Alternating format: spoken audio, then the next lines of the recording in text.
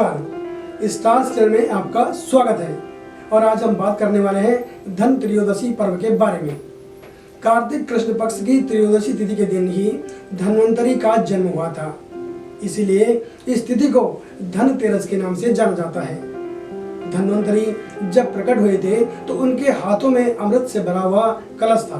भगवान धन्वंतरी चूंकि कलश लेकर प्रकट हुए थे, इसीलिए इस अवसर पर बर्तन खरीदने की परंपरा है। कहीं कहीं लोक मान्यता के अनुसार यह भी कहा जाता है कि इस दिन धन यानी कि कोई सिक्के, सोने के सिक्के आदि या फिर बर्तन खरीदने की से जो उनमें 13 गुना वृद्धि होती है। इस अवसर पर धनिया के बीज खरीद करके लोग अपने घर में रखते हैं और दीपावली के बाद इसे अपने बगीचे में या फिर अपने खेतों में बोते हैं। दीपावली के 2 दिन पहले यानी कि धनतेरस से ही दीपमालाएं घरों में सजाई जाती हैं। इसकी जो पूजा विधि है वो इस प्रकार से है। सर्वप्रथम नहा धोकर के साफ वस्त्र धारण कर लें। उसके बाद भगवान धन्वंतरी जी की मूर्ति या फिर उनका चित्र एक साफ कपड़े पर या यानी कि चौकी पर स्थापित करें और पूर्वाभिमुख बैठ करके भगवान धन्वंतरी जी का आह्वान निम्न मंत्र से करना चाहिए। सत्यम येन निरतम रोगम विधुतम अन्वेषित सविधि आरोग्यमस्य गूढ़म निगूढ़म औषध्य रूपम धन्वंतरिं च शब्दम प्रणमामि नित्यम। इसके पश्चात पूजन स्थल पर आसन देने के लिए चावल चढ़ाएं। उसके बाद आचमन के लिए जल छोड़ें। भगवान धन्वंतरी के चित्र पर गंध और अक्षत लगाएं। अबीर, गुलाल, पुष्प, रोली आदि चढ़ाएं। चांदी के पात्र में खीर का नैवेद्य लगाएं, भोग लगाएं उनको। और उसके बाद अगर आपके पास चांदी का बर्तन है तो आप उसमें रख सकते हैं, यानी अगर नहीं भी है तो आप किसी अन्य बर्तन में रख सकते हैं। और उसके बाद पुनः आचमन के लिए उनको जल चढ़ाएं। मुख शुद्धि के लिए पान, लौंग, सुपारी चढ़ाएं और भगवान धन्वंतरी को वस्त्र के लिए मोली चढ़ाएं। शंख, पुष्पी, तुलसी, ब्राह्मी आदि पूजनीय औषधियां भी भगवान धन्वंतरी को अर्पित करें। रोगनाश की कामना के लिए इस मंत्र का जाप करें। ओम रंग रुद्र रोगनाशाय धन्वंतरे फट। इसके अलावा स्थिर लक्ष्मी और कुबेर की पूजा भी इस प्रकार ही करनी चाहिए।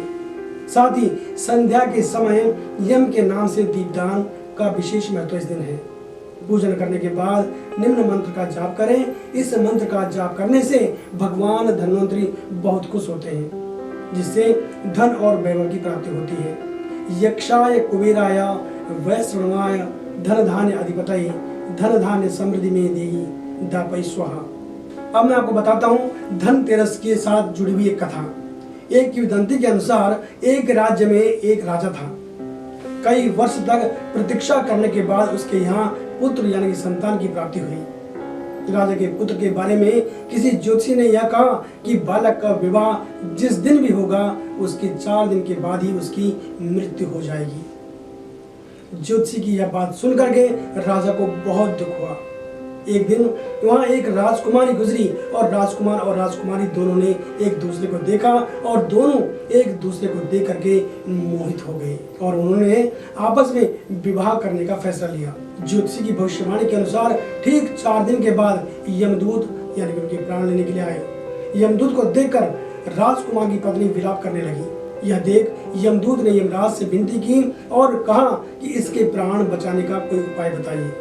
इस पर यमराज ने कहा कि जो प्राणी कार्तिक कृष्ण पक्ष की त्रयोदशी की रात में मेरा पूजन करेगा यानी कि मुझे दीपमाला चढ़ाएगा यानी दीपक जलाएगा मेरे लिए और वो दक्षिण दिशा में उस दीप को जलाया जाता है तो मैं उसे अकाल मृत्यु के भय से दूर कर दूंगा। तभी से इस दिन से घर के बाहर दक्षिण दिशा में दीपमालाएं यानी दीपक जलाए जाते हैं। इस दिन मुहूर्त जो है वो इस प्रकार रहेगा। धनतेरस पूजा का मुहूर्त 2 नवंबर 2021 को है और यह मुहूर्त होगा शाम 6:17 से रात्रि 8:11 तक, यानी कि कुल जो अवधि होगी 1 घंटा 55 मिनट। यम के लिए दीपदान भी इस दिन किया जा सकता है।